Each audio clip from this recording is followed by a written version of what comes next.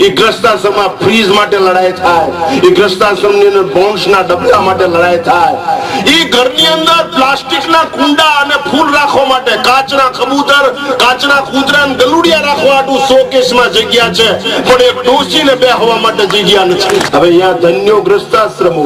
પછી એમ કે સારા પુત્રો જન્મતા નથી. અરે મોટા સિટીની અંદર જન્મતાની સાથે જ એને પીળિયો, જન્મતાની સાથે જ કમળો, જન્મતાની સાથે જ ખામી. એનું કારણ મા બાપની જીવન પદ્ધતિમાં ફેરફાર છે.